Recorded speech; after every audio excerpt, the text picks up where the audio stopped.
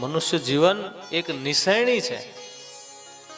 સ્વર્ગ નરક અપવર્ગ નિશેની, સ્વર્ગ નરક અપવર્ગ નિશેની, સ્વર્ગ નરક અપવર્ગ નિશેની, સ્વર્ગ નરક અપવર્ગ નિશેની. આપણે ક્યાં જવું છે નક્કી આપણે કરવાનું છે. જો પાપ કર્મ કરશું તો નરકની અંદર જાશું.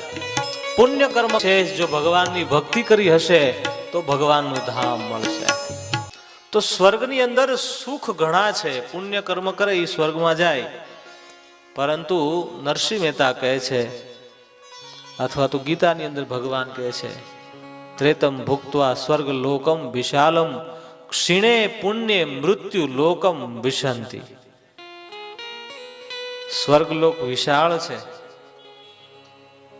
સ્વર્ગલોકમ વિશાલમ, સુખ છે હજારો ગણા, પણ ક્ષીણે પુણ્ય, જ્યારે માણસનું પુણ્ય ક્ષીણ થાય એટલે વળી પાછું અહીંયા આવવું પડે. એવી રીતે અહીંથી માણસ પુણ્ય કર્મ કરે અને એ પુણ્ય કર્મના પ્રભાવે એને સ્વર્ગ મળે, પણ ભોગ ભોગવતા પુણ્ય કર્મ જ્યારે ક્ષીણ થઈ જાય, ખર્ચાઈ જાય, ત્યારે વળી પાછો પૃથ્વી ઉપર આવે છે.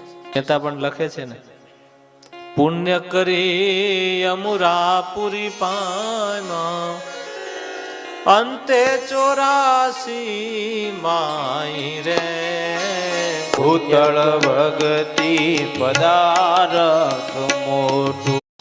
કારણ કે પુણ્ય કરીને અમરાપુરી પાયમાં, પરંતુ અંતે 84 માય ફરી આનંદ આવવું પડશે. એટલા માટે કીધું કે ભૂતળ ભક્તિ પદાર્થ મોટો.